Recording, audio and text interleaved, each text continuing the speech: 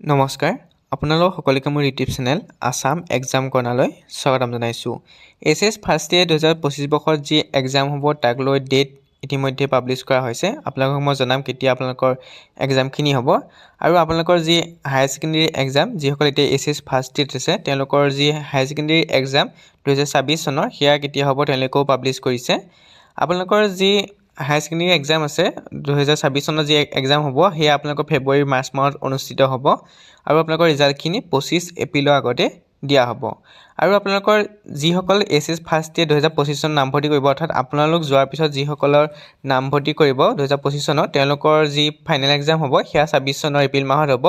গতিকে এইবুলিও 26 চনৰ এপ্ৰিল মাহত নহয় মাৰ্চ মাহত হ'ব। গতিকে এইবুলিও আপোনালোকৰ যি এক্সাম আছে এছএছ ফাৰ্ষ্ট ইয়েৰ সেই এক্সাম আপোনালোকৰ মাৰ্চ মাহত অনুষ্ঠিত হ'ব অৰ্থাৎ বিহু আগতে অনুষ্ঠিত হ'ব, এপ্ৰিল মাহ নাপায়গৈ। গতিকে আপোনালোকৰ এছএছ ফাৰ্ষ্ট ইয়েৰ 2024 বৰ্ষৰ যিসকল ছাত্ৰ ছাত্ৰী আছে তেওঁলোকৰ এক্সাম 2025 চনৰ মাৰ্চ মাহত অনুষ্ঠিত হ'ব। গতিকে আপোনালোকৰ এক্সামসমূহ 2025 চনৰ মাৰ্চ মাহত অনুষ্ঠিত হ'ব। ইয়াত উল্লেখ কৰিছে মানে 2026 কথা উল্লেখ কৰিছে। গতিকে আপোনালোক 2025 কথাও ইয়াতে চাই ল'ব পাৰে যে আপোনালোকৰ যি এনুৱেল এক্সাম আছে এছএছ ফাৰ্ষ্ট ইয়েৰ সেইখিনি আপোনালোকৰ মাৰ্চ মাহৰ অনুষ্ঠিত হ'ব আৰু আপোনালোকৰ ৰিজাল্টখিনি এপ্ৰিলৰ 10 তাৰিখৰ আগতে দিয়া হ'ব। 26 চনৰো তেনেকৈ 10 এপ্ৰিলৰ আগত দিয়া হ'ব। গতিকে আপোনালোকৰ 25 চনৰো 10 এপ্ৰিলৰ আগত দিয়া হ'ব আৰু মাৰ্চতে আপোনালোকৰ এক্সামখিনি অনুষ্ঠিত হ'ব।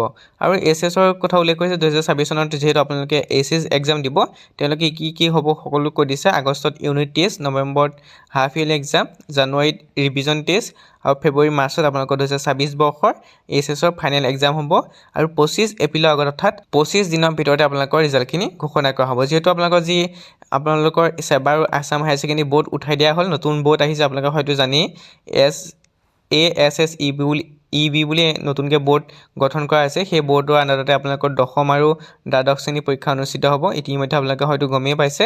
সেই আপোনালোকৰ চাৰ্টিফিকেটবোৰ একেই হ'ব, দশম আৰু দ্বাদশ শ্ৰেণী, খালি আপোনালোকৰ সেই এক্সামকেইটা বেলেগ বেলেগ হ'ব।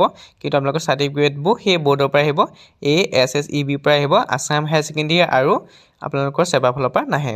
তাৰপিছত পৰীক্ষাৰ পেটাৰ্ণটো এইবুলি সলনি কৰা হৈছে। আপোনালোকে হয়তো গম পায়েই যি আপোনালোকৰ পৰীক্ষাৰ পেটাৰ্ণ আছিল সেয়া এইবুলি মাল্টিপল চইচ কুৱেশ্যন হ'ব। 50% মাল্টিপল চইচ কুৱেশ্যন আৰু 50% ভেৰি শ্বৰ্ট কুৱেশ্যন, লং কুৱেশ্যন আৰু দীঘল কুৱেশ্যন থাকিব। তাৰে ফিজিক্সত 70 মাৰ্কছ আহিব আপোনালোকৰ যিসকল ছায়েন্সৰ হয়। ফিজিক্সৰ 70টা কুৱেশ্যন আহিব, 70 মাৰ্কছ আহিব। তাৰে 35% আহিব আপোনালোকৰ MCQ আৰু 35টা আহিব লং ভেৰি শ্বৰ্ট কুৱেশ্যন। তেনেকৈ chemistry 70, 35টা MCQ multiple choice question. তেনেকৈ আৰ্টছৰ ক্ষেত্ৰতো পলিটিকেল ছায়েন্সৰ ক্ষেত্ৰত 80 নম্বৰ থাকিব ফুল মাৰ্কছ, তাৰে 40টা আহিব মাল্টিপল চইচ কুৱেশ্যন 1 নম্বৰকৈ MCQ। এডুকেশ্যনৰ 100ৰ ভিতৰত 50টা আহিব MCQ অৰ্থাৎ মাল্টিপল চইচ কুৱেশ্যন। লজিক ফিলচফিটো 100ৰ ভিতৰত 50টা আহিব মাল্টিপল চইচ কুৱেশ্যন। ইকনমিক্স আৰু হিষ্ট্ৰীটো আহিব। কিন্তু আপোনালোকৰ আছামিজত আপোনালোকৰ নাহে, আছামিজত আপোনালোকে সম্পূৰ্ণ পেপাৰখনে লিখিব লাগিব। কিন্তু বাকী ছাবজেক্টবিলাকত আপোনালোকৰ 40 নম্বৰ 50 নম্বৰকৈ আপোনালোকৰ মাল্টিপল চইচ কুৱেশ্যন আহিব, যিবোৰত 1 নম্বৰকৈ দিয়া হ'ব।